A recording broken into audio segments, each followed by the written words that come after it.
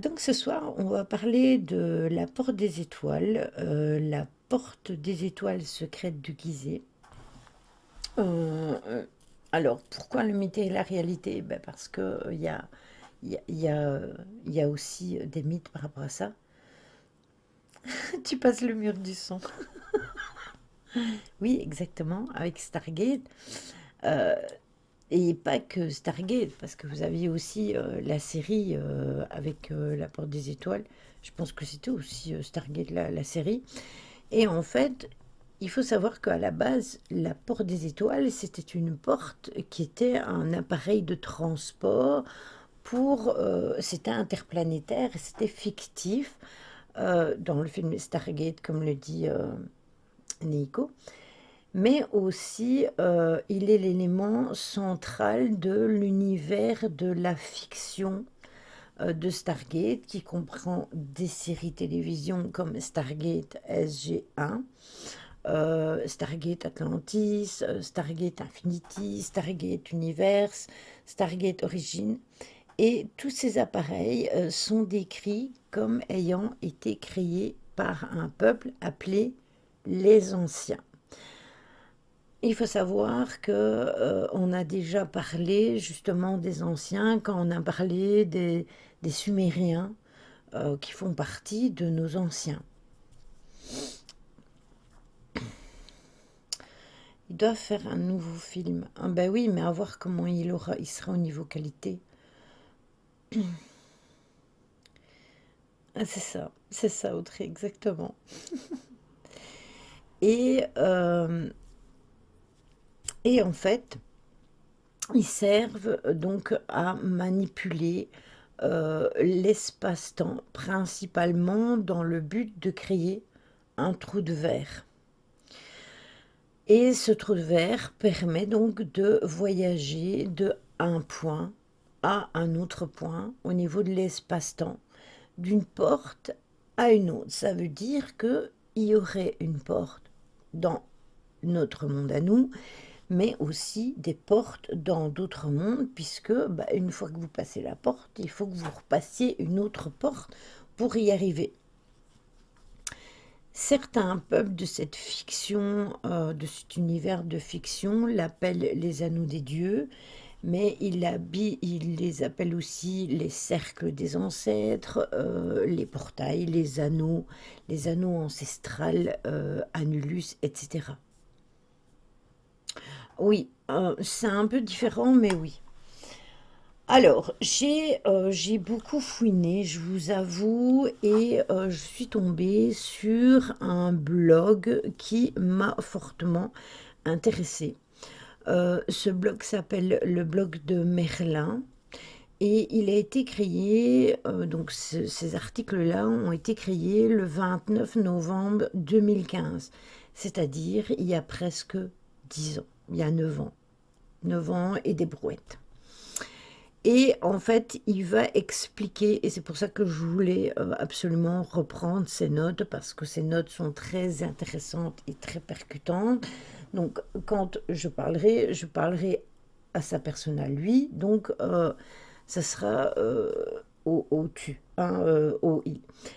Donc, il va dire que le sujet est vraiment troublant et ça va le mener assez loin, beaucoup plus loin que ce qu'il s'y attendait. Et il dit avoir souvent entendu parler des histoires de portes des étoiles qui se trouvaient donc sur le plateau de Gizeh. On en a déjà parlé, je vous ai déjà parlé de par rapport à la situation, comment étaient disposées les pyramides, que ce n'était pas comme on l'avait dit au moment, ça n'avait pas été créé comme on nous l'avait dit, hein, que c'était raccord par rapport à Orion, mais que c'était extrêmement compliqué de vous expliquer les tenants, les aboutissants. J'en ai fait un dossier tout complet. Je ne l'ai encore jamais reposé dans le blog. Peut-être que je devrais le faire. Mais c'est extrêmement complexe, les dispositions des pyramides par rapport à toutes ces étoiles qui étaient là à ce moment-là. Et en fait, il trouve que c'est très louche, cette affaire-là, et extrêmement ésotérique à son goût. mais il va prendre le temps de visionner des explications et des cheminements d'un monsieur qui s'appelle Patrick Lambert. Et ce monsieur donne vraiment des explications troublantes, mais aussi pertinentes. Et il apporte aussi des faits importants et troublants sur justement cette affaire dont le dossier est quand même mis top secret. Donc, à l'évidence, il y a bien quelque chose que l'on nous cache, hein, qui est parfaitement connu de certaines élites et dont évidemment on n'a pas accès, et que la période actuelle qui court entre 1950, donc à la dernière guerre, jusqu'en 2050, eh bien que c'est une période qui est très importante. Je vous rappelle que ça a été écrit en 2015, donc il y a 9 ans.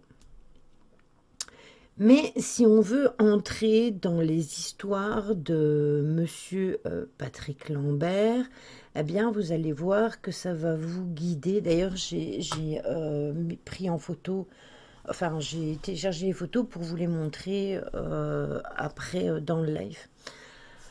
Alors, il va expliquer qu'il voulait représenter les chiffres d'une manière universelle, en dehors de toutes les références culturelles.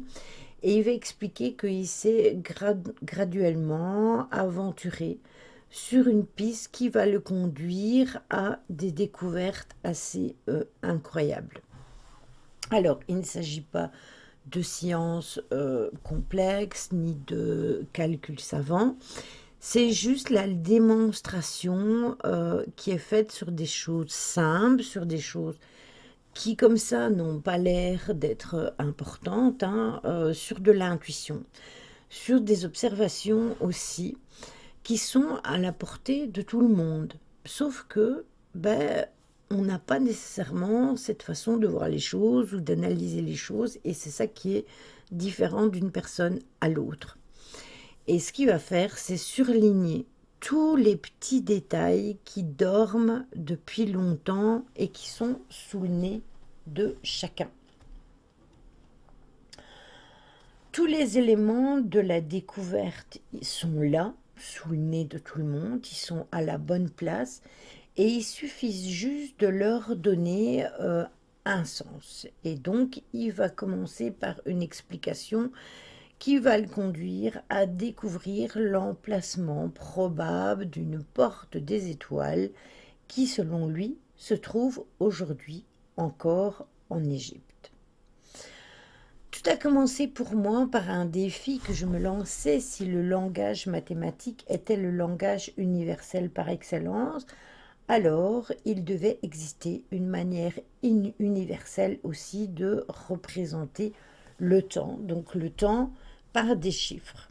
Donc ça, c'est ce qu'il explique. Et c'était cette représentation compréhensible pour tous, indépendamment de la culture et de l'éducation, qu'il propose donc d'établir. Donc c'est quelque chose d'assez simple pour tout un chacun. Donc, guidé par un principe schématique, il va donc s'amuser à représenter comment l'homme pouvait dessiner le temps d'une manière intelligible, mais aussi d'une manière universelle. Et il va arriver rapidement à un premier résultat. La première question à laquelle on pense, c'est dans ce schéma, c'est de savoir s'il y a vraiment une raison logique et intelligente qui nous pousse à représenter le nombre 1 par un trait vertical. En effet, quand on écrit le 1, il est de façon verticale. En réalité, un point serait finalement une représentation bien plus logique, puisque ça serait déjà beaucoup plus simple, mais aussi parce que le point est en effet le dessin le plus simple et le plus représentatif pour incarner logiquement le chiffre 1 à travers un dessin. Dans un second temps, il va se rendre compte que son point, c'était aussi un cercle. En effet, le point, quand vous le mettez sur papier, c'est un mini, mais c'est un cercle. Et le point, donc, et le cercle, c'est un point qui serait observé de plus près. Bon, donc, il explique que, si tu veux, le 1, c'est une barre oblique. Et ça, c'est pour en délimiter des calculs. Donc, le 1, quand il a été créé par l'homme, il a été mis par une barre oblique. Mais il explique qu'à la place de la barre oblique, on aurait pu mettre un point. Que ça aurait été beaucoup plus simple pour tout un chacun de faire un point, comme l'a fait Neiko dans le chat. Et que de ce point, si tu l'observes, le point représente un cercle. Si tu prends le point et que tu zoomes dessus, tu ne vas plus avoir un seul point, mais tu vas avoir un cercle. Tu vas voir, tu vas comprendre. Donc, finalement, il en arrive à la conclusion que le 1 pourrait être un cercle parfait.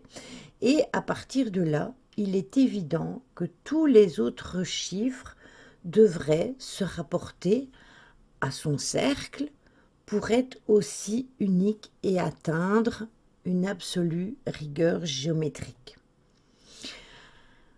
Donc, il va expliquer que s'il devait inventer de nouvelles figures de chiffres sans tenir compte du fameux 1, le raisonnement ne pourrait pas tenir debout parce que le 1, c'est le premier et du coup, la suite en découle. Le nombre 2 est tout aussi intéressant à dessiner parce que dans sa forme la plus simple et la plus logique, eh bien, évidemment, pour représenter le 2, on pourrait mettre 2 points. Et donc, ça ferait 2 cercles. Cependant, la faiblesse de cette représentation est rapidement apparue du fait du vide qui existe entre les 2 points. En effet, quand vous dessinez 2 points, vous avez un écart entre ces 2 points.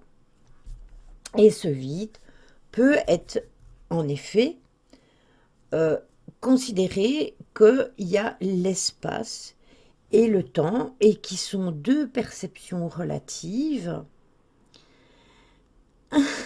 Oui, mais tu vas voir que malgré qu'il se prend la tête, c'est incroyable ce qu'il découvre. La figure de 2 barres, l'une à côté de l'autre, ne conviennent pas non plus pour les mêmes raisons. Donc, en fait, si on repart du cercle du début, eh bien, il va donc tracer un trait de séparation pour marquer le 2, mais cette nouvelle représentation n'est pas plus logique parce que le trait de séparation représente encore le vide qui peut exister entre les 2 côtés du cercle. Finalement, donc le seul moyen logique pour dessiner le 2 est d'entrecroiser 2 cercles, 2 traits. Parce que c'est une rencontre qui se forme en un centre et là finalement eh bien on peut dire que on est 2 au centre de la rencontre. Donc ça c'est pour les chiffres. Il en est pareil pour le 3, etc. etc. Et lorsqu'il s'agit de représenter le 5, eh bien le 5 représente un pentagone, parce que si vous faites 5 points l'un à côté de l'autre, enfin en rond, eh bien ça forme un pentagone. Si vous mettez 6 points, ça forme un hexagone. Et il va s'arrêter à 6 parce que là, on est dans le début du temps. Ne me dis pas que c'est comme ça que les chiffres romains sont apparus. Il ne faut pas oublier qu'à l'origine, le premier système de division du temps dont les Sumériens avaient eux-mêmes hérité de civilisations beaucoup plus anciennes était un système de végésinal, c'est-à-dire que c'était fait à cette base-là. Donc si on revient à notre être humain, avec les deux pieds posés par terre, eh bien, du coup, qu'est-ce qu'il en découle? Eh bien, justement, juste au-dessus de lui, eh bien, le 4 ressemble à la pyramide qui est vue des étoiles. En effet, si vous êtes dans les étoiles et que vous regardez une pyramide, qu'est-ce que vous voyez? 4 points. Vous ne voyez pas le dessus. Tout ce que vous voyez, c'est les 4 coins.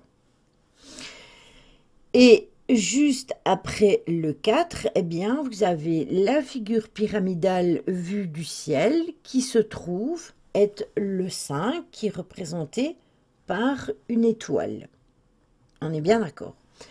Donc, si je veux représenter un lieu, il faudra que l'on dessine ce lieu le plus fidèlement possible, par exemple, pour représenter la Terre de la manière la plus parfaite et la plus logique, il faudra dessiner sa position dans le système solaire. Donc le Soleil serait le centre de gravité du système, puis il faudrait simplement dessiner des planètes qui précèdent la Terre pour l'identifier.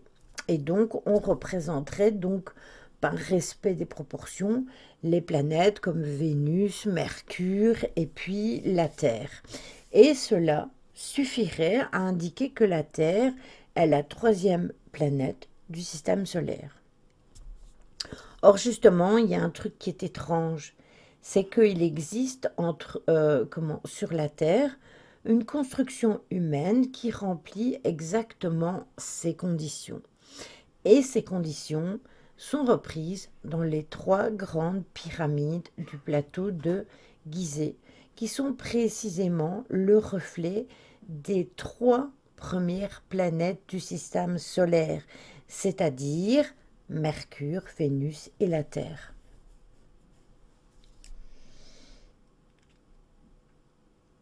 Ah, mais oui, il est fort, bien sûr qu'il est fort. Dans sa déduction, il est fort. Il faut juste savoir prendre le fil et tirer dessus. Et du coup, ben, en fait, tout s'emboîte parfaitement. Et il va expliquer qu'il devait créer un portrait fidèle donc de la Terre par une vue aérienne et il ne pourrait pas faire un dessin plus précis que celui des 3 pyramides parce que les 3 planètes, Mercure, Vénus et la Terre, correspondent non seulement à la grosseur des 3 pyramides, c'est-à-dire Mykérinos, Griffen et Khéops, mais surtout c'est Mykérinos qui présente un décalage de 9% d'angle par rapport aux 2 autres pyramides. Or, Mercure affiche exactement le même décalage de 9%. Pourquoi? Pourquoi ces pyramides ont déjà avoué quand même que pour les construire, ça ne devait pas être simple, mais pourquoi ces 3 pyramides représentent-elles les 3 planètes du système solaire avec une qui est exactement à 9% comme Mercure par rapport aux autres planètes? C'est ça qui est extrêmement intéressant. Donc si on revient donc au schéma de départ, et du coup ça revient... Ah oui, j'avais déjà lu ça. Du coup, si on revient maintenant à notre schéma de départ, eh bien, nous avons donc une représentation de la Terre juste en dessous de l'apparence humaine. Le médaillon d'une chaîne sans fin, exactement, Carpaccio. Exactement. Pas très loin, je ne reviens jamais. Oui. Alors, il y a aussi par rapport aux étoiles, le 6 à l'étoile à 6 branches qui représente l'étoile la plus brillante du ciel, qui est Sirius. Coucou Carpaccio. En effet, tout à l'heure, je vous parlais de nombres. Et si vous regardez bien, on a déjà étudié les signes, par exemple, ésotériques. Et vous savez que l'étoile à 6 branches, ça représente le 6. Et que elle représente aussi sous sa forme l'étoile Sirius. Et si il se trouve que les anciens ont toujours représenté Sirius, eh bien de cette façon-là, on va maintenant donc se tourner vers les étoiles lorsqu'on regarde le ciel. Il faut savoir que le ciel, l'œil, lui, il est de tout de suite attiré par les étoiles, dont celles qui sont les plus brillantes. Et on va s'attarder presque systématiquement à la constellation d'Orion dont je vous parlais tout à l'heure. D'ailleurs, il y a même des personnes qui sont quasiment sûres d'avoir été créées par une civilisation qui a habité cette constellation d'Orion. Ça, c'est encore une autre histoire, et je vous dis, ça vient du rapport que j'avais fait par rapport aux planètes d'Orion. Et on se rend compte alors que l'alignement des 3 étoiles de la ceinture d'Orion, qui forment un reflet parfait de la configuration des 3 pyramides de Gizeh, débouche sur une étoile la plus brillante, qui n'est autre que Sirius. Pourquoi autant d'exactitude entre un système planétaire, des constellations qui se ramènent à une étoile, mais aussi à des pyramides? Est-ce que ce n'est pas tout simplement fait exprès pour retrouver un endroit bien précis? Excusez-moi, j'ai chatouillé mon dos. Pour un endroit bien précis et pour pouvoir le retrouver. Pas par nous, hein, pas par nous, simples personnes lambda, mais pour d'autres civilisations. Donc, si on compare les 3 étoiles de la ceinture d'Orion aux pyramides, eh bien, on se rend compte que cette ressemblance est totalement parfaite. Donc, par conséquent, la configuration des étoiles pourrait faire office de carte du plateau de la région du Caire. Et je vais pouvoir... Attendez, je vais regarder où j'ai enregistré mes photos, parce que je ne sais plus où je les ai mises. Je les ai enregistrées hier. Mais est-ce que je les ai...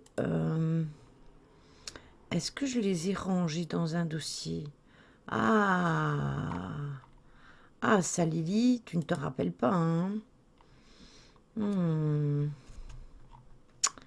Ça, c'est une bonne question qu'elle est posée.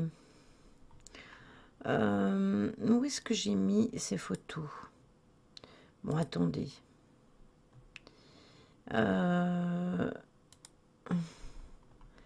Est-ce que je les aurais enregistrées? Bon, c'est pas grave. Je vais aller prendre... Donc, si on va sur Orion, on retrouve Osiris ici. C'est possible. Tu ne te rappelles pas? C'est la vieillesse, ça, lol. C'est ça, Audrey. C'est ça. Donc, tu vois, quand on dit que je suis vieille... Ben... Ah, mais je sais peut-être où je pourrais les retrouver. Attendez. Peut-être dans mes téléchargements.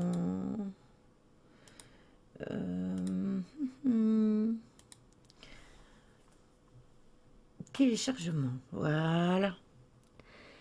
Alors, on ouvre le dossier. Et voilà. Et on retrouve dessus. Donc, tu vois, mon cerveau n'est pas si grillé que ça. Je sais où je les ai mises. Alors, du coup, je vais vous passer vite fait ici sur le jeu. Du coup, qu'est-ce que vous allez voir? Ben, justement, mon dossier est grand ouvert. Et là, je vais vous ouvrir... attendez, parce qu'il faudrait revenir... Attendez, je vais revenir à la première photo. Donc ça, c'est la pyramide donc, dont je vous parlais, qui est au centre. D'accord? Alors, ça donc, c'est l'étoile à 6 branches dont je vous parlais tout à l'heure, qui représente totalement bien la planète Sirius. Et ici, vous avez les 3 pyramides. Alors, voilà les 3 pyramides. Vous avez la pyramide qui représente la Terre, la pyramide qui représente Vénus, et la toute petite pyramide, parce que bizarrement, les 2 pyramides ici sont exactement de la même taille, dans le même sens, etc., tout comme Vénus et la Terre. Et Mercure est représenté en beaucoup plus petit, ben forcément, vu que la planète Mercure est plus petite, mais elle est aussi positionnée de la même façon. C'est ce que je vous disais tout à l'heure, les fameux 9 degrés de différence qu'il y a entre ces planètes, entre la planète là et celle-ci. Et c'est exactement la même chose avec la petite et celle-ci. Et pour vous montrer... la constellation d'Orion, la voilà. Donc ça, c'est la constellation d'Orion que vous voyez ici. Et là, vous voyez, vous avez la fameuse étoile Sirius. Et ici, qu'est-ce que vous voyez? Une pyramide, 2 pyramides et la plus petite des pyramides. Et tout ceci est fait avec l'étoile polaire, la petite ours, la grande ours, le petit lion et le grand lion, parce que, coucou Chad, enfin recoucou Chad, parce que si un jour je décide d'aborder le sujet de la constellation d'Orion, il faut savoir que justement par rapport au fait du lion, c'est que si ce qui remet en doute toute cette création de pyramide de soi-disant quand elle a été faite, parce que c'est ce que les êtres humains ont écrit et dit, eh bien justement, ça aurait été fait au moment de la constellation du Lion. Or, la constellation du Lion n'était pas, n'était pas visible au moment où ont été construites les pyramides. Et ça a été fait en sorte pour que ce soit comme ça. Donc ça, c'est ce que je voulais vous montrer. Et je pense que les autres, c'est pour après. Oui, c'est pour après. Tac, tac, tac. Oui. Et alors, ça, c'était pour représenter donc le 0. Si on le 1 plutôt. Si on représente le 1 par un point, le 2 par 2 barres, le 3 par, par le triangle, parce que il a 3 côtés, le 4 par la pyramide, le 5 par une étoile, et le 6 par un hexagone, tout simplement. C'est ce que je vous disais tout à l'heure. Bon, je vais les mettre de côté pour plus les perdre. Et on va revenir en plein chat. Voilà. Comment va Chad? Donc, ce que je vous disais, c'est que si on compare donc les 3 étoiles de la ceinture d'Orion aux pyramides, on se rend compte que la coucou Nisaya, que la représentation est complètement parfaite et que c'est une configuration incroyable du plateau justement de la région du Caire. Donc si cette hypothèse est juste, l'étoile la plus brillante, donc Sirius, devrait correspondre à quelque chose d'assez significatif qui est sur Terre. Qu'est-ce qui t'arrive? En tant qu'étoile la plus brillante, un peu comme dans une carte au trésor, elle devrait représenter le gros X. Vous savez que l'on met sur un coffre au trésor, quand on fait la recherche d'un coffre au trésor, on présente à l'endroit où il y a le coffre, on met un X. Eh bien, en fait, l'étoile de Sirius, ce serait vraiment ça. Donc, sa théorie, c'est parce que ça reste une théorie, bien évidemment, sa théorie ce serait que l'étoile de Sirius serait face à une porte des étoiles qui se trouverait sur le plateau de Gizeh et qui serait cachée dans ce plateau-là, tout simplement. Donc, c'est ça peut paraître un peu farfelu, cette façon d'étudier les choses, mais moi, je trouve cette façon-là assez intéressante et je trouvais que c'était bien de pouvoir l'aborder, puisque de toute façon, au jour d'aujourd'hui, tout le monde dit ah mais non, la porte des étoiles, elle n'existe pas, ou alors on va sur des théories un peu allumées, alors que là, toute son explication et son décryptement des choses sont sensés. Et il va expliquer que la première coordonnance qui va sauter aux yeux, c'est la Voie lactée. Parce que beaucoup le savent, le fleuve de feu qui est composé par des milliards d'étoiles se confond sur la Terre avec un fleuve d'eau. Et le fleuve d'eau, eh bien, le Nil, lorsqu'on le superpose à l'axe des trois pyramides, est celui de la ceinture d'Orion. Parce que la ceinture d'Orion, elle a cette taille qui représente justement le fameux fleuve du Nil. Après quoi, il a été voir sur une carte terrestre la zone qui correspond à l'étoile la plus brillante. Et d'une vue aérienne, c'est les photos que je vais vous montrer après, ça permet de se rendre compte que tout le quartier là a été conçu sous la forme d'une porte gigantesque avec un porche, avec ses fenêtres, Rococo Nancy. Et il s'agit d'un modèle de porte très fréquent et très ancien que l'on retrouve souvent dans les architectures des églises, par exemple. Oui, vous savez, c'est arrondi avec les trucs, les symboles qu'il y a autour, etc. On retrouve souvent ce style-là comment, aux portes des églises.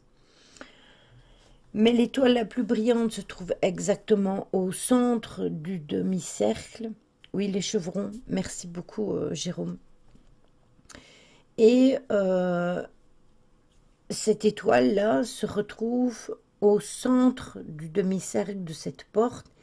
Et là où se trouve habituellement une rosette, eh bien, ou même parfois une lanterne, hein, eh bien, l'étoile la plus brillante représentée sur Terre se trouve au cœur d'un immense dessin en forme de porte qui serait la porte des étoiles. Donc la réouverture des photos. Tac, voilà. On repasse là. Et je vais vous l'ouvrir. Vous avez donc celle-ci. Vous voyez, ça fait une rosace, si vous suivez bien le dessin. Et vous voyez ici au centre, eh bien, si on zoome, je ne sais pas si vous allez voir, mais si on zoome, eh bien, ça fait une étoile à 6 branches. Et cette étoile à 6 branches, eh bien, ce serait la rosette, hein, vous savez, ce fameux truc qu'on trouve au-dessus des portes. Et cette rosette, eh bien, elle a 6 branches comme l'étoile de Sirius. Et je vais vous montrer ça aussi. Voilà, pour que vous voyez mieux. En fait, ce que vous voyez, ce que je viens de vous montrer là, ça représente une fontaine qui a été faite. Donc vous avez les routes tout alentour.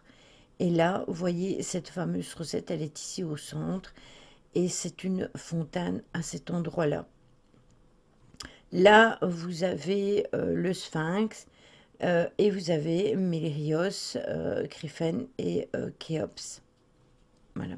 Et comme vous pouvez le voir, l'étoile ici, l'étoile de Sirius, elle se, quand elle se met en lumière, eh bien, c'est ça qu'elle illumine. Et là, vous avez euh, le Nil qui passe ici, qui représente la constellation d'Orion. Voilà, et là je vous montre en grand, donc ça c'est ceci. Donc vous voyez, si vous regardez, vous avez la hauteur de l'arche qui est ici, voilà, et la fontaine qui est ici. Et si vous regardez le dessin là, eh bien vous avez le dessin ici et la fontaine, parce que c'est ça, hein, c'est la fontaine qui est ici au centre. Tout ça, c'est vu du ciel, hein. Donc c'est des représentations qui ont été vues du ciel, qui sont visibles du ciel. Et ça, c'est la Voie lactée avec la pyramide et sa distance vers la constellation. Et là, vous voyez, vous avez Sirius, encore une fois. Oui, c'est assez technique. C'est assez technique, j'avoue, mais c'est des choses qu'il faut parfois gratter un peu, parce que ça peut être intéressant de comprendre le pourquoi du comment. Et en général, c'est pour ça qu'on cherche à comprendre le pourquoi du comment. Alors, je reviens là-dessus, et du coup, qu'est-ce que j'avais encore noté dans mes notes? Euh, donc ça, j'en ai parlé, ça aussi, parce que si j'ai pas mes notes, si j'ai pas mes notes, bon, ça j'en ai parlé aussi, donc ça c'est bon. Donc, ce qui est étrange, c'est que la constellation, toutes ces constellations sont représentées avec des décalages de 9%, comme la constellation du chien par exemple, qui sont dans l'alignement des autres constellations. Et tout ça, c'est vraiment très étrange. Donc ça, c'est ce dont devais vous parler en premier, parce que ça fait quand même beaucoup de hasard. C'est beaucoup de choses qui sont étranges. C'est comme avec le lion qui regarde, ce que je vous montrais tout à l'heure, hein, qui regarde en direction d'Orion. Eh bien, c'est exactement comme si l'observateur était placé à cet endroit-là. Et quand on tourne un peu la tête, eh bien, on trouve les deux ours, la petite et la grande ours. On constate que la grande ours indique le sol entre le nord et le nord-est, et que ça fait comme un gros point d'interrogation, c'est ce que je vous montrais tout à l'heure sur les photos, et que ça pointerait le ciel. Et tout ça, c'est vraiment très intéressant à comprendre. Après, à décortiquer, je vous avoue que oui, ça peut être vachement compliqué à comprendre et, euh, et à détailler exactement. Donc du coup, on est en droit de se dire, ben, cet alignement, est-ce que c'est une sorte de fenêtre spatio-temporelle? Est-ce que c'est un moment et un lieu précis sur la Terre? Peut-être est-ce qu'il s'agit d'un message pour notre époque au jour d'aujourd'hui? On ne le sait pas encore, et je pense qu'on n'est pas près de le savoir. Ce qui est intéressant, c'est de décortiquer la chose et d'essayer de se poser les bonnes questions. Pourquoi est-ce que ça s'est mis comme ça? Pourquoi est-ce que ça s'est mis dans ce sens-là? Pourquoi est-ce qu'il y a autant de choses qui viennent en accord, comme les représentations des planètes, avec cette équivalence, avec les pyramides, pourquoi deux grosses, pourquoi une petite, une plus petite en coordonnance avec Mercure, pourquoi c'est 9% d'inclinaison tout à fait pareillement, pourquoi cette représentation de Sirius au niveau d'une fontaine en plein milieu d'une voûte qui représenterait une porte. Mais c'est ça, même diamètre, tout, tout, tout, tout. Ces représentations-là, elles sont intrigantes. Maintenant, est-ce que c'est une réponse à une question que l'on se pose et que l'on n'a pas?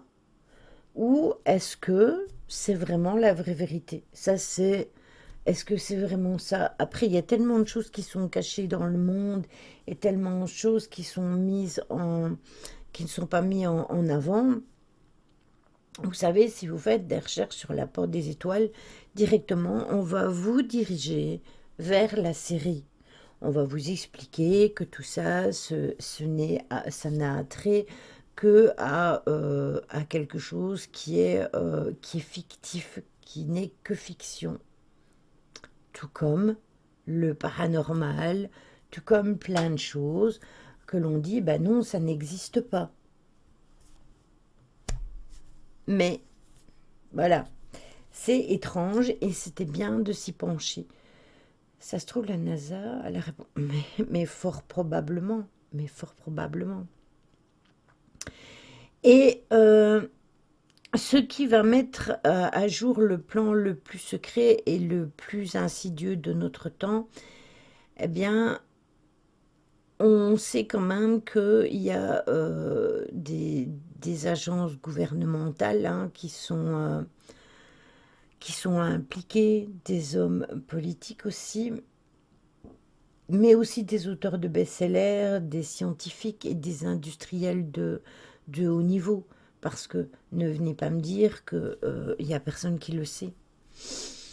Et il y a une thèse qui laisse apparaître qu'il y aurait une conspiration qui trouve son origine donc dans les secrets de l'ancienne Égypte et que cette chose-là nous menacerait tous selon des prophéties, des traces d'un complot qui serait cherché dans une étrange théorie des 9 principes qui dirigent le monde, mais qui aurait aussi intérêt à un nouveau polythéiste. Donc ça, je ne vous apprends rien avec le projet Bluebeam et le fait d'avoir une seule religion, hein, parce que le projet Bluebeam, il y en a beaucoup qui s'y perdent et qui essayent de trouver des explications. Mais la base du projet Bluebeam, c'est que tout le monde ait la même religion et la même croyance. Et cette croyance, elle serait polythéiste. Mais qui aurait intérêt à ça? Est-ce que c'est une manipulation de masse qui est orchestrée par des services secrets? Est-ce que ce serait réservé aux Américains ou à tous les grands de ce monde? On est en droit de se poser la question.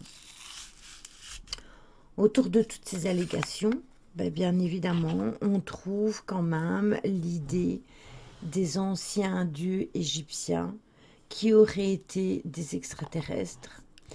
Et d'ailleurs, on en avait parlé dans le live sur les Anunnaki, que l'on ne peut pas retrouver sur YouTube vu qu'il avait été censuré, mais qui est ici sur la chaîne Twitch, dans les rapports, dans le dossier ufologie.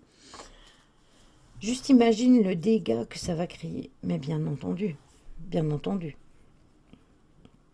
Et si on s'arrête aux histoires des anciens dieux égyptiens, eh bien, il y a certains personnages clés qui sont toujours en contact avec eux et qu'il y aurait cette fameuse porte des étoiles qui existerait entre les deux mondes. Et je ne sais plus qui c'est qui parlait de ça tout à l'heure, qui disait oui, sur les planètes d'Orion, il y aurait Isis. Je ne sais plus qui c'est qui a marqué ça. Je me demande si c'est pas Jérôme.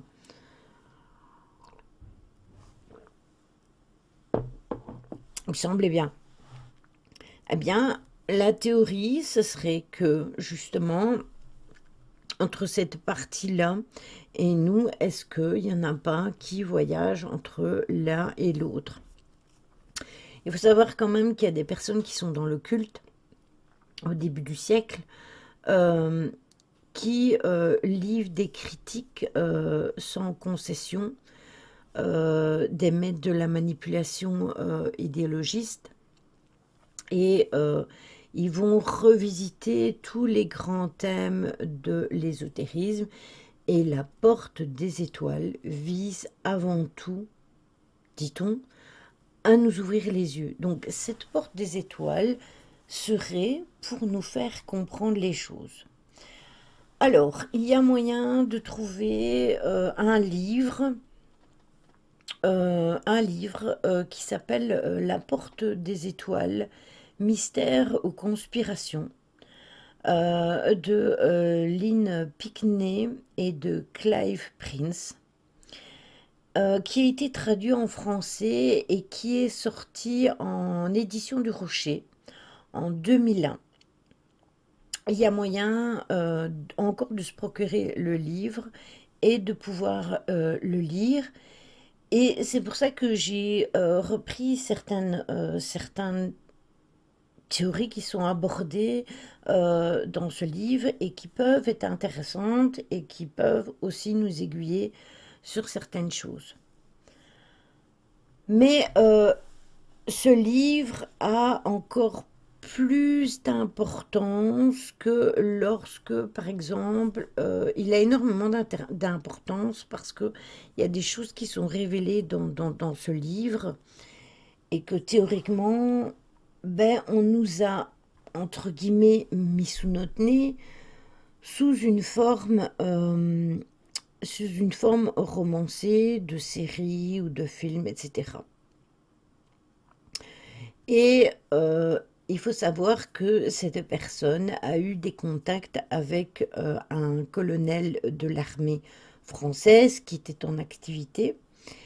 Et ce dernier a déclaré qu'il avait un ami qui était haut placé, auquel des insectes lui sont sortis donc par les oreilles. Et cette personne a donc fait une radio pour révéler qu'il avait une chose qui était enroulée autour de la colonne vertébrale. Le colonel va ajouter ensuite que l'armée faisait pression chaque année pour rediffuser Stargate parce que cette série était vraie à 80%. Et c'est le meilleur moyen d'effacer la réalité. En effet, quand quelque chose est réel, et qu'on vous le passe sous phénomène de fiction. Ah ben vous vous dites, ah ben non, c'est pas réel. D'ailleurs, il en va de même pour le paranormal. Quand on vous passe des films qui ont un trait avec la Ouija, coucou Stella, 12 heures, je me doute que tu es fatiguée. C'est par rapport au fait sûrement que tu as travaillé 12 heures.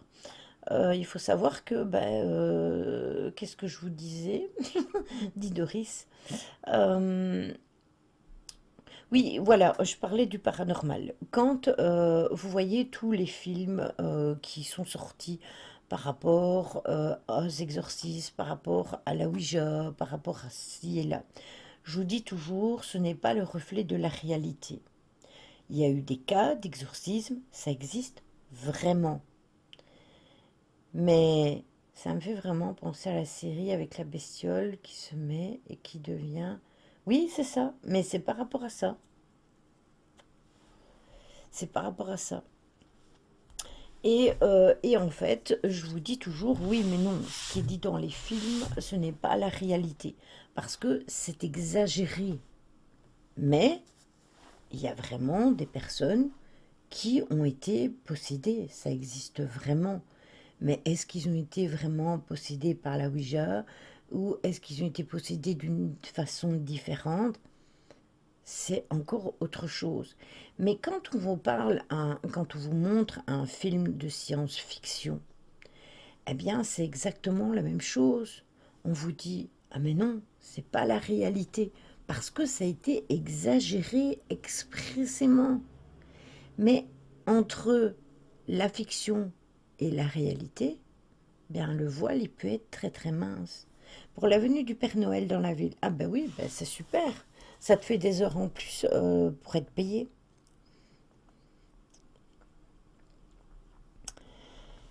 Et voilà, on est d'accord. Et c'est pareil pour tout. Quand on a sorti le film avec Julia Roberts, je reviens plus sur le titre, de l'autre côté ou un truc comme ça, de l'autre côté de la porte ou je sais plus c'était quoi, de l'autre côté un truc du genre. Et que je vous ai dit allez voir le film parce que c'est criant de vérité. C'est parce que dans le film c'est exagéré pour faire peur aux gens et pour dire bah non c'est pas la réalité, c'est exagéré. Sauf que là-dedans il y a une part de vérité. D'ailleurs, si vous avez chez vous des antibiotiques, etc., dont vous ne vous servez pas, gardez-les. Gardez-les pour vous, mais peut-être, même si vous, vous ne les supportez pas, peut-être qu'à un certain moment, vous devrez les vendre, comme on le voit dans le film. Donc, il y a des choses qui sont exagérées, qui sont mises en avant, mais c'est pas pour ça que c'est pas la réalité. Et puis, il vient encore cette théorie, une autre théorie où on peut comprendre plus facilement pourquoi les investigateurs et les scientifiques voient sur le plateau de Gizeh, qui est composé de 3 pyramides et du Sphinx, on en a parlé là maintenant, comme une œuvre ou l'enseignement d'une civilisation extraterrestre qui serait venue visiter notre planète, alors que l'humanité sortait juste de l'âge de pierre. Pour les uns, bah, ce sont des extraterrestres. Pour les autres, ce sont des civilisations terrestres qui seraient extraordinaires, qui seraient appelées les Atlantides. Et notons aussi que quand même les monuments égyptiens du plateau de Gizeh sont interdits aux archéologues et qui sont surveillés par des personnes de divers pays étrangers. Pourquoi les archéologues ne peuvent pas y aller et pourquoi empêche-t-on les personnes d'y aller et pourquoi est-ce que c'est surveillé par des personnes de pays totalement aléatoires et différents. Qu'est-ce qu'ils cachent là-dedans? Alors, on avait parlé, rappelez-vous, on avait déjà parlé des extraterrestres, mais aussi des dieux, puisqu'on avait parlé de Enki et de Enlil, qui, euh, qui avaient créé, grâce aux Anunnaki, des êtres humains qui étaient hors normes et qui étaient capables de travailler pour eux et d'aller dans des mines leur rapporter des métaux puissants.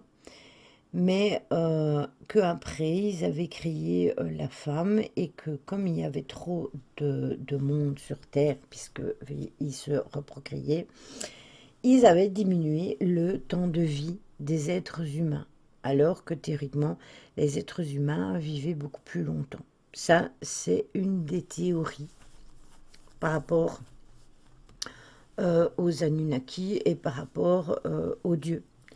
Après, il y en a qui disent que ce sont des extraterrestres qui étaient sur des autres voies lactées, qui sont venus monter les pyramides, mais d'une façon comme d'une autre, que ce soit l'une ou l'autre. De toute façon, les Anunnaki étaient représentés comme étant une population extraterrestre, ils auraient créé les êtres humains en faisant euh, des inséminations artificielles sur des femelles Anunnaki. D'ailleurs, dans la Bible, on retrouve des âges de personnages genre 200 et 300 ans. Oui, exactement. Tout à fait. Tout à fait. Et d'après ces histoires-là, eh bien, les êtres humains auraient vécu beaucoup plus longtemps que le temps de vie que nous avons au jour d'aujourd'hui.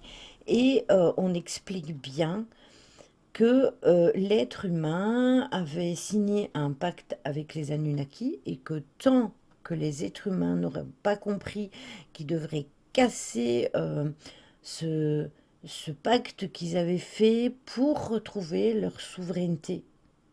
Ça vous fait penser à rien du tout, ça? avouez que c'est équivoque parce que combien de fois on vous dit vous êtes votre propre souverain? Combien de fois je vous ai déjà dit il n'y a personne qui vous sauvera?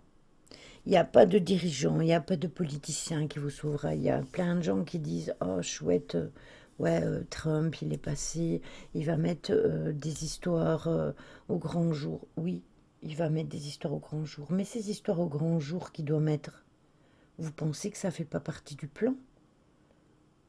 Vous pensez qu'il va arrêter le plan? Jamais de la vie. Jamais. Non, ça fait partie de son plan à lui. Et il fait partie des élites, tout simplement. Et les manipulations contrôlées de certains hommes politiques qui font en sorte qu'ils disent qu'ils se battent contre ce qui est en train de se passer, ben en fait, ils sont aussi corrompus. Il n'y a que vous qui pouvez vous en sortir en reprenant votre souveraineté et en décidant soit d'aller vivre avec votre famille, avec vos proches, vos animaux, etc., à un endroit T et de faire tout ce que vous pouvez pour continuer à survivre, mais aussi pour vous en sortir. D'ailleurs, on en parlait avec Nourni sur un de ses lives il n'y a pas si longtemps, et elle expliquait, et j'étais complètement d'accord avec elle, elle expliquait que on montre ça dans la série Walking Dead. Dans la série Walking Dead, vous devez vous battre contre des comment des zombies. Si on prend la même histoire sans zombies, qu'est-ce qu'ils font? Ils sont obligés de protéger leur clan d'autres clans qui veulent prendre leur endroit où ils vivent, qui veulent tout leur prendre. Eh bien, en fait, il y a de fortes probabilités qu'on se retrouve comme ça. Des communautés, merci. Il est fort probable qu'on se retrouve comme ça, avec des communautés bien précises et que on devra protéger ce qui nous appartient, tout simplement. Et évidemment, si on ne le fait pas, ben, arrivera ce qui arrivera. Parce qu'ils feront tout pour nous prendre tout ce que nous avons. Parce qu'ils ne trouveront plus peut-être à manger ou à boire ou pour se soigner, etc., etc. Et ça, on ne le dit pas pour faire peur aux gens, hein. On le dit pour faire comprendre aux gens dans quelle situation on va tout doucement. Bah déjà, pendant la pénurie, on le voit bien, on se bat pour du PQ déjà, donc bon, voilà. Rappelez-vous, dans le même exemple que Ryan, il y a eu un moment où il y avait eu une promo sur des pots de Nutella. On a vu des personnes se battre pour avoir ces promos. C'est aberrant. C'est aberrant. Alors, si l'être humain est capable de faire ça pour un pot de Nutella, alors qu'il a de quoi manger chez lui, imaginez-vous s'il n'a pas de quoi manger dans son assiette. Et c'est là qu'on nous conduit justement, parce que en voulant créer des pénuries alimentaires, les gens vont crever de faim et ils vont se détruire entre eux. Et eux, ils regarderont faire parce que les êtres humains se détruiront entre eux. Et c'est ce qu'ils veulent. Ils veulent diminuer les populations. Ah oui, c'est complètement fou, c'est complètement dingue, mais pourtant, c'est comme ça. Mais si vous dites ça, ouh là là, vous allez être traité de complotiste et de tout ce que vous pouvez rêver. Mais c'est pas être complotiste, c'est juste être dans la réalité des choses et de voir comment les choses se passent. Même Titine, elle l'a déjà expliqué plein de fois. Mais on dirait que les gens divisés pour mieux régner. Et exactement Nancy. Et c'est déjà aussi pour ça que je vous ai déjà dit. Vous avez remarqué, pour certains, on est dans des endroits assez isolés et éloignés les uns des autres. Donc il y en a un qui est là, il y en a un qui est là, il y en a un qui est là, il y en a un qui est là. On est dispersés.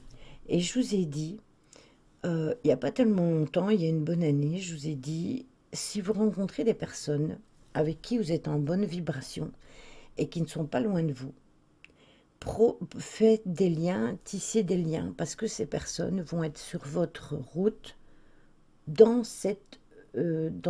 pour que justement vous liez des liens et que vous ne vous retrouviez pas seul à un moment ou à un autre et que vous puissiez vous entraider. Et rappelez-vous, Jojo l'avait expliqué que sa maman avait connu où elle allait au, au dressage avec son chien une personne qui était exactement comme elle. Jojo, quand il a emménagé dans son nouvel appartement, il a rencontré Vio, qui est dans le même bâtiment que lui et qui est comme lui. J'ai revu Nancy et on s'est parlé plus ou moins à ce moment-là, alors qu'on s'était déjà croisés plein de fois. Pourquoi est-ce que vous vous demandez pourquoi c'est à ce moment-là que c'est arrivé? Pourquoi? Ben, c'est parce que ça devait se faire à ce moment-là. J'en parlais encore lundi. Tony. Tony n'est pas loin de Kevin.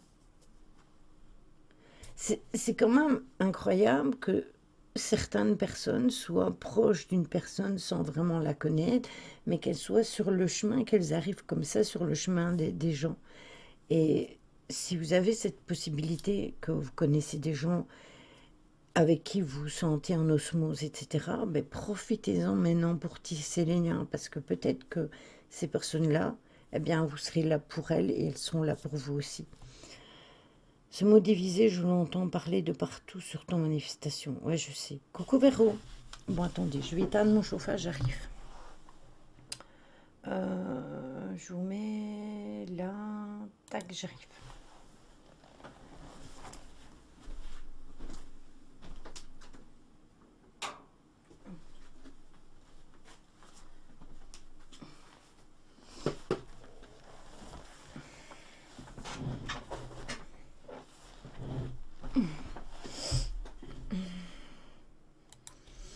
Voilà.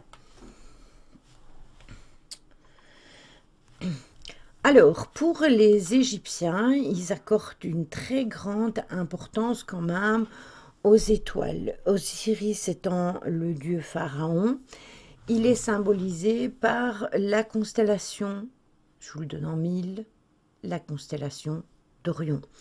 Isis, son épouse, par l'étoile Sirius.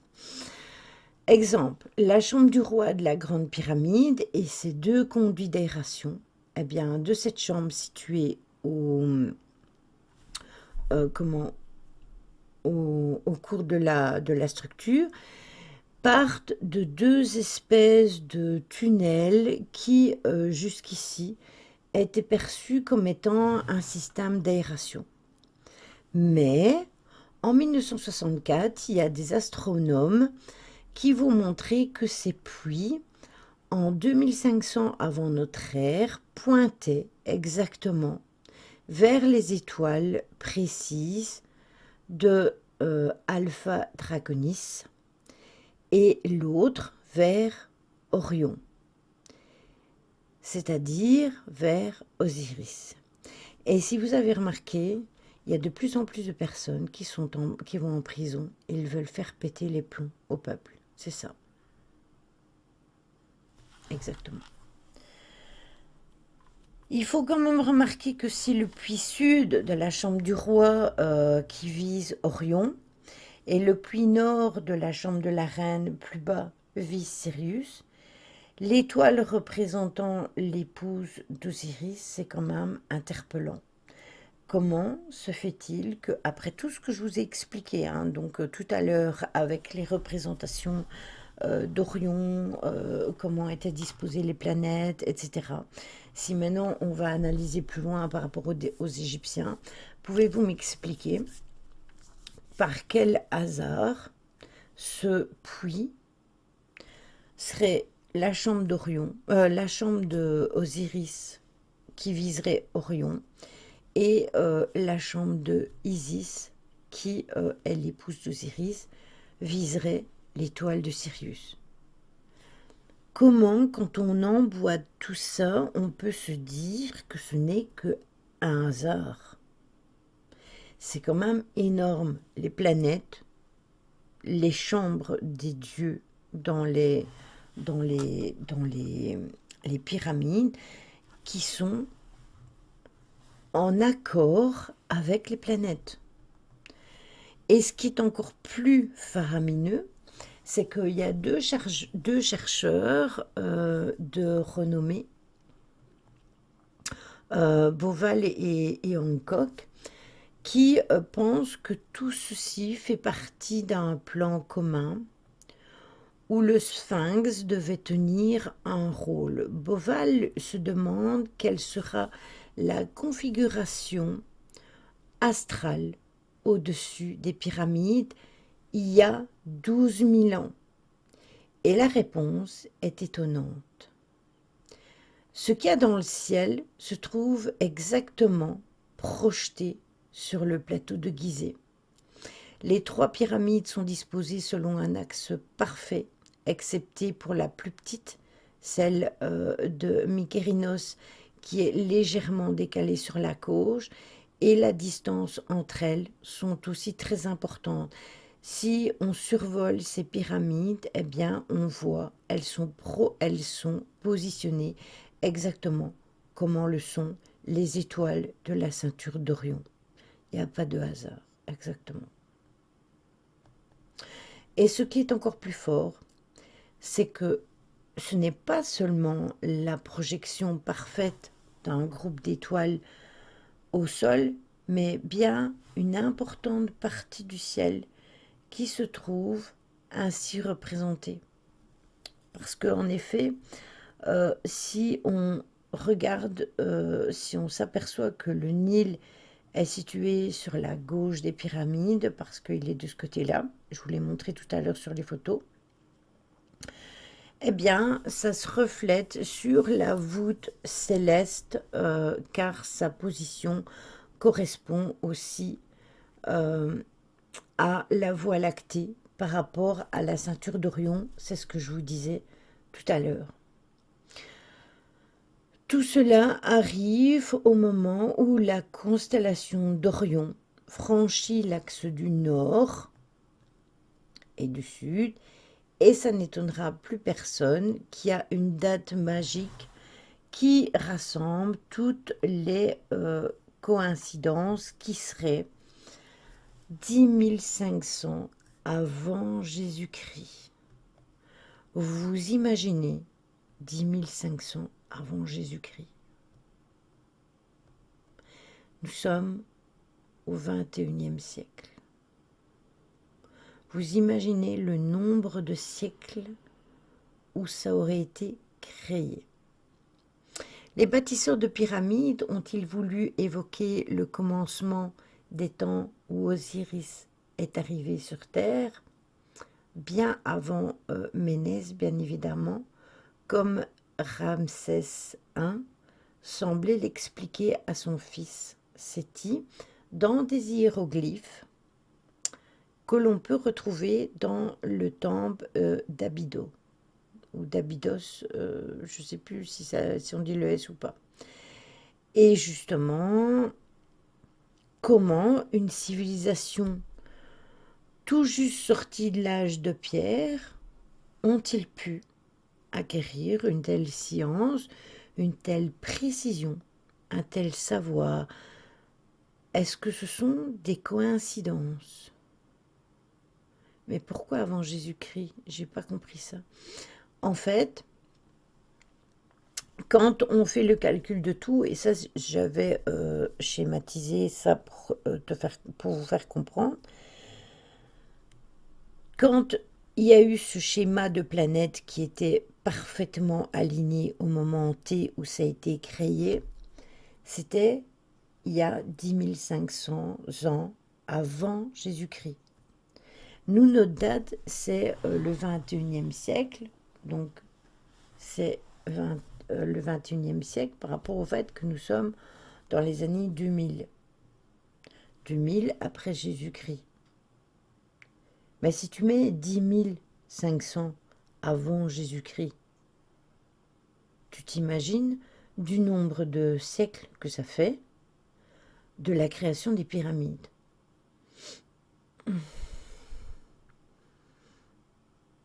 Coucou Choupi. Ah, tu travailles même dimanche? Parce que c'est comme ça qu'on a toujours créé, qu'on a toujours calculé.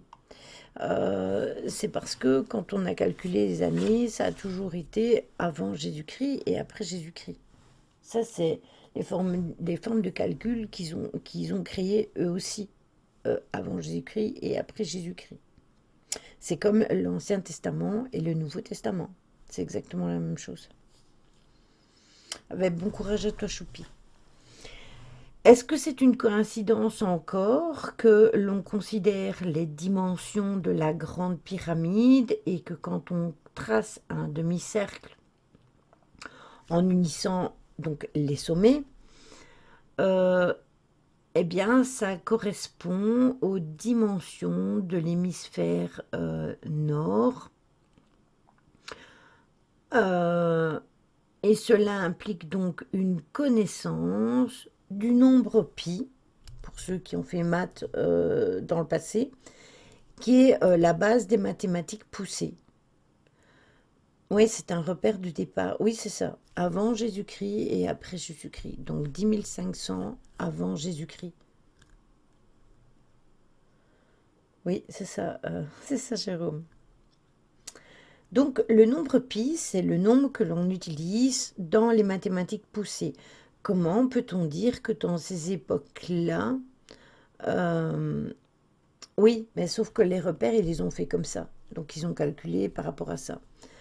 Malheureusement, rien c'est comme ça. Là, je viens de faire 2 couleurs, plus une patine. C'est une catastrophe. Demain, je dois tout refaire. J'ai perdu mon temps et mon argent. T'as fait quoi dans tes cheveux?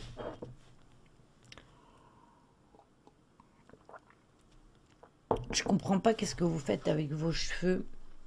En fait, vous devez prendre des, euh, des produits véganes qui abîment moins les cheveux, comme moi je prends, sauf pour les décolos, hein, mais pour le reste. Il faut acheter des produits décolorants qui rendent les cheveux blancs, comme moi je prends. Moi, j'ai pas ce problème. J'en ai presque plus. Voilà, on nous impose le calendrier. Et le calendrier, c'est comme ça. C'est avant Jésus-Christ et après Jésus-Christ. C'est comme ce que j'expliquais tout à l'heure avec le 1, le 2, etc. J'en ai plus. Eh ben, toi, t'as pas ce problème-là, Chad. Voilà, c'est un repère, exactement. C'est un repère qui a été délimité. Dans d'autres religions, on n'est pas dans la même année. C'est ça, exactement. Parce que nous, on est en 2024, après Jésus-Christ. Mais pour certaines religions, le 2024 avant Jésus-Christ n'existe pas parce que pour eux, Jésus-Christ n'est pas né. Voilà. Donc, ce qui est interpellant, c'est que c'est les techniques qu'ils ont utilisées pour la pente de la pyramide, qui sont impérativement inclinés selon un angle de 52% et que les blocs de pierre doivent être exactement taillés et positionnés de cette façon.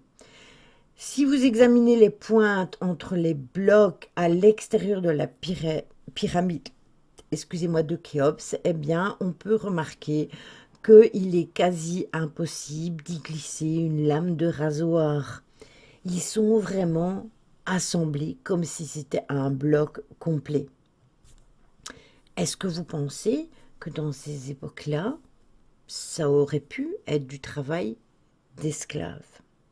On est bien d'accord qu'au jour d'aujourd'hui, pour monter un immeuble, n'importe où, vous avez déjà vu les immeubles qu'il y a dans certaines grandes villes ou aux USA, etc. S'ils n'ont pas des tours pour monter les briques, les blocs, etc., comment est-ce que vous voulez qu'ils fassent? Imaginez dans ces années. Ryan, homme de Cro-Magnon, il a besoin de rien. Juste un couteau.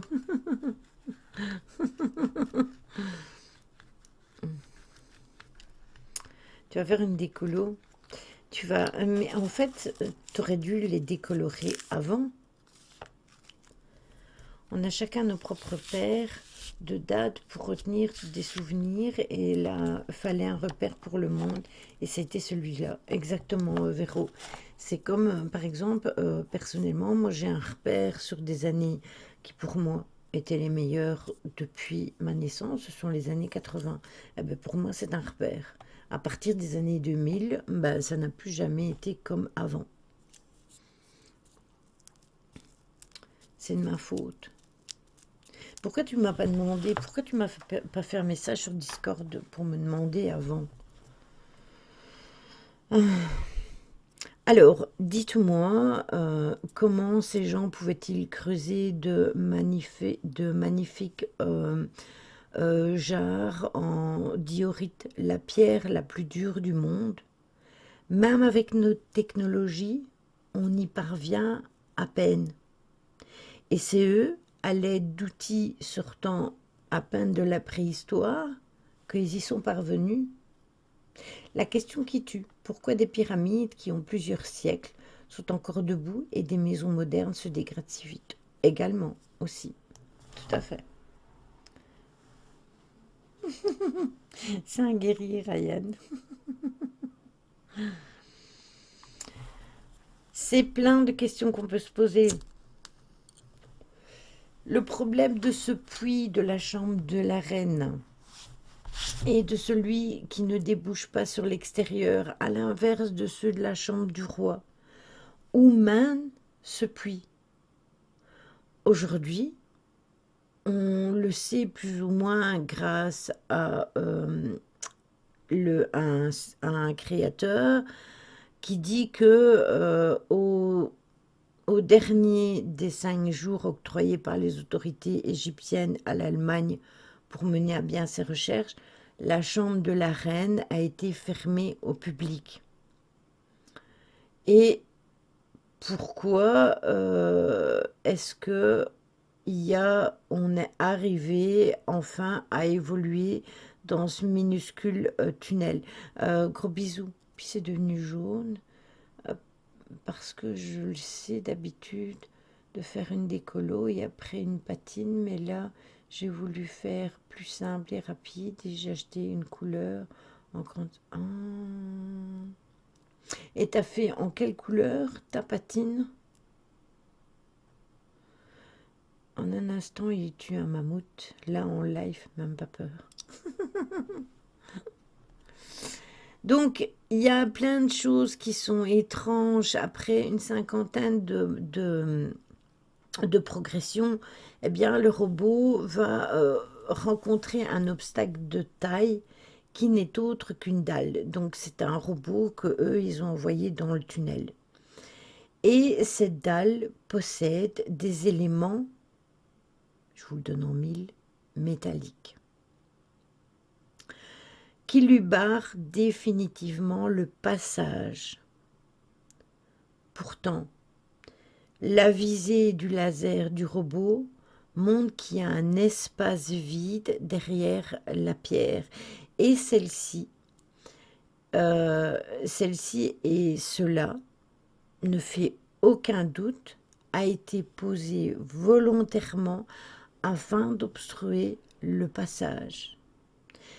Donc, ils ont anticipé qu'un jour, quelqu'un arriverait à envoyer quelque chose dans ce tunnel et empêcherait d'aller jusqu'au bout de ce tunnel parce qu'il y a une grille métallique qui empêche de passer.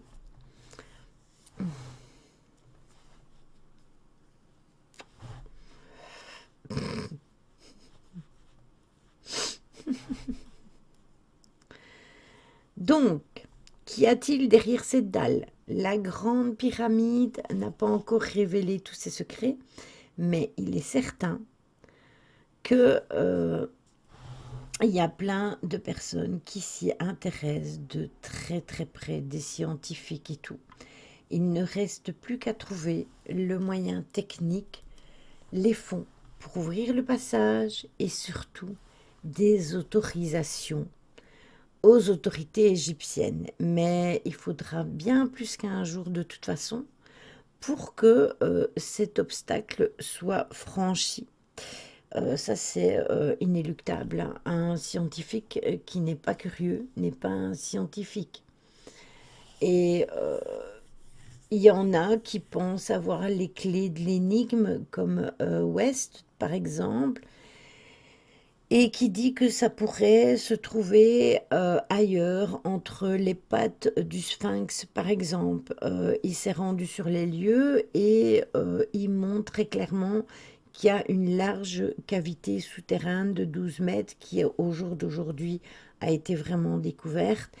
Et, nouvelles informations, cette salle est sur la même ligne que euh, que la fameuse salle qu'il y a à Versailles en dessous. Si, Mme Lily connaît, elle en a rigolé.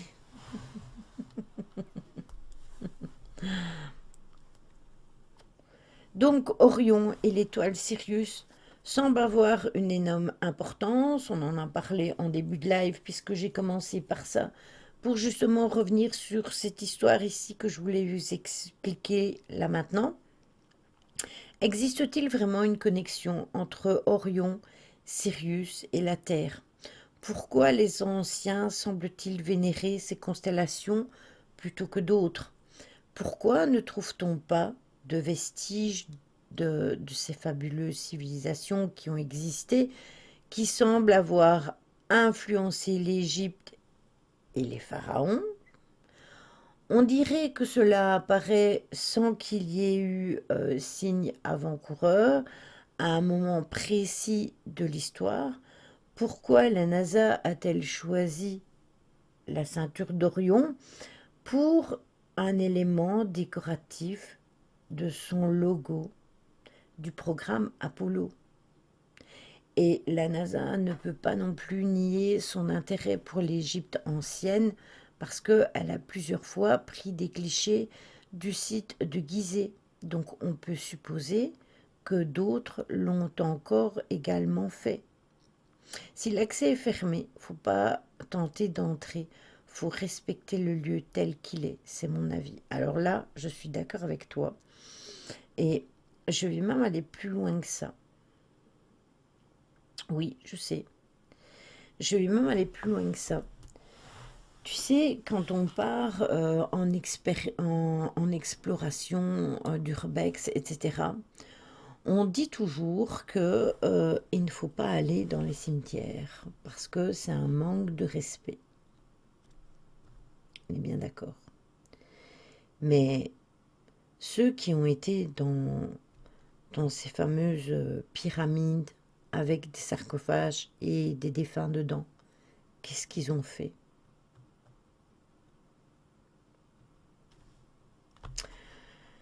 Qu'est-ce qu'ils ont fait? Ils ont profané des tombes. Exactement la même chose que quand Charlène avait fait un live, il y a de ça des années, avait fait un live sur Facebook où elle avait été dans un cimetière et où elle avait filmé dans une tombe qui était entr'ouverte.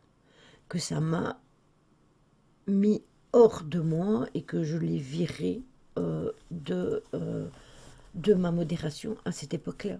Parce que je trouvais ça, mais d'un manque de... Il n'y a aucun respect. Eh bien, c'est exactement la même chose quand on va dans les pyramides. C'est pareil. Les pierres de tombe aussi. Après, il y en a qui n'en sont jamais sortis, hein. Il y en a qui sont partis et qui sont restés. Attends, tu vas te rappeler, Ryan, je la mets sur le général. C'est bien le général de Lily. Qu'est-ce qu'il va mettre? Qu'est-ce qu'il raconte? Il a encore rien mis, hein. Il a encore rien mis.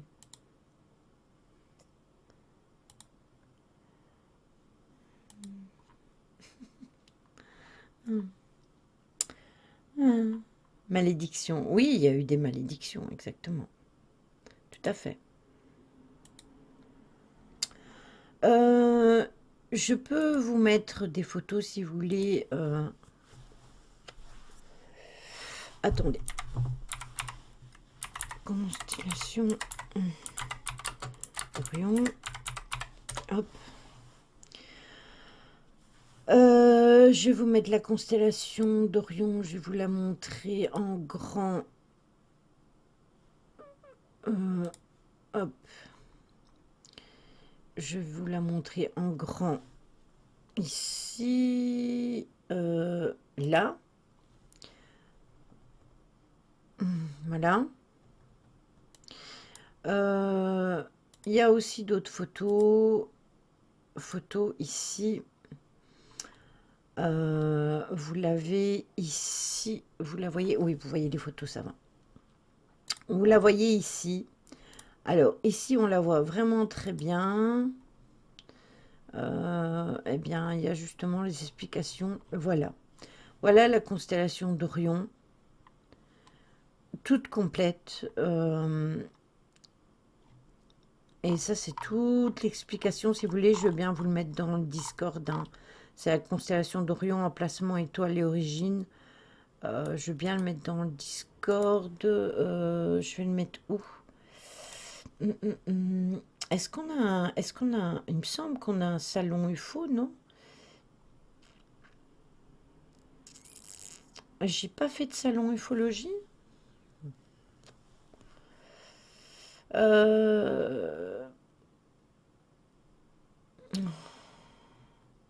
Non, j'ai pas fait de salon ufologie. Je vais le mettre dans le général, mais je ferai un salon ufologie et je le mettrai dedans. Si vous voulez aller lire, ben, vous pourrez aller. Vous avez ici aussi, où justement tout à l'heure, je vous parlais du petit chien et de la constellation d'Orion. Tout ça, eh bien, on le voit très bien sur les images. Vous pouvez aller voir, hein. Allez voir sur Internet et vous verrez toutes les images. Et je vais essayer de vous trouver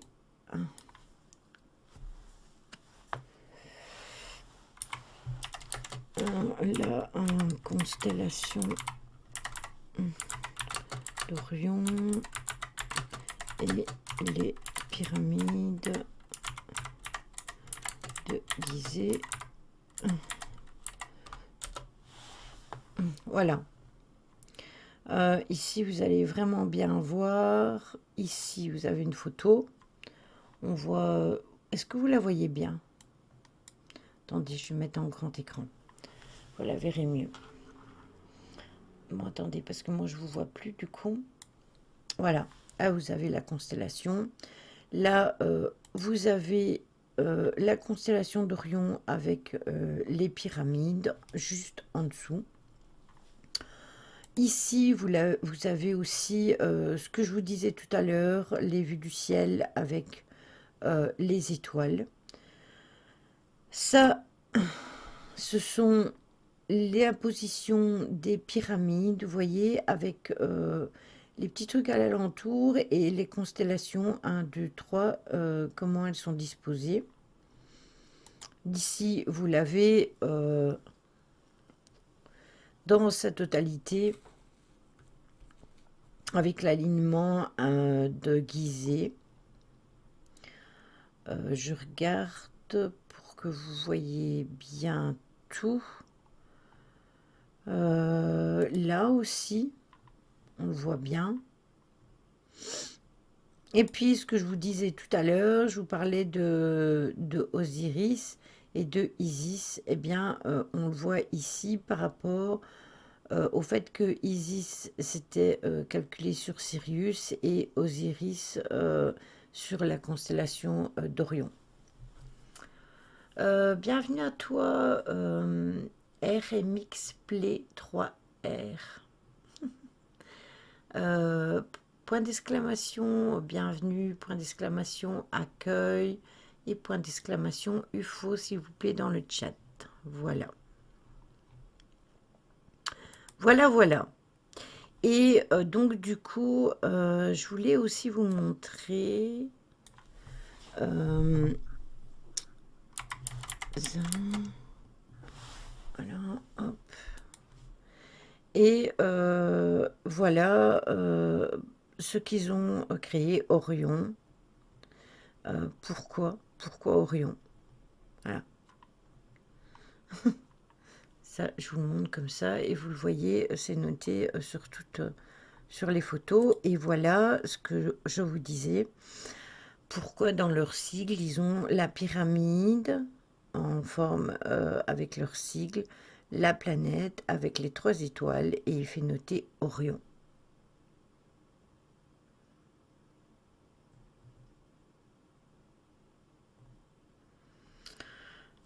Donc voilà.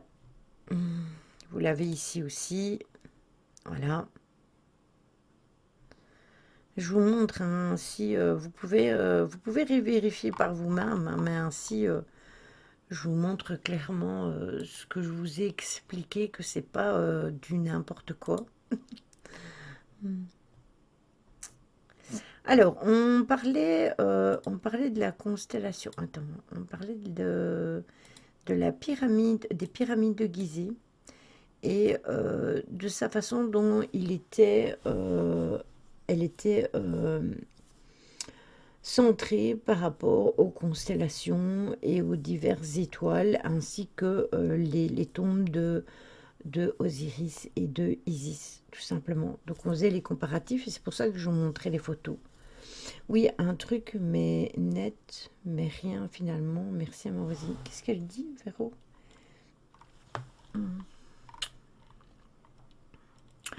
On ne fait pas souvent de l'ufologie. On en fait de temps en temps. RMX, je vais t'appeler comme ça, pour pas dire tout ton pseudo à chaque fois. Parce que la chaîne, elle est plus axée au paranormal et tout ce qui est au monde invisible, à l'ésotérisme, etc. Mais on aime bien se pencher là-dessus et essayer de comprendre et essayer de creuser certaines choses. Après, moi, je fais les recherches, je donne ce que j'ai, j'explique ce que j'ai trouvé, je leur montre par des photos A plus B et après, c'est eux qui font leur propre déduction. Ah, j'ai vu, j'ai vu Jérôme. Jérôme, qu'est-ce que je dis? Shadow.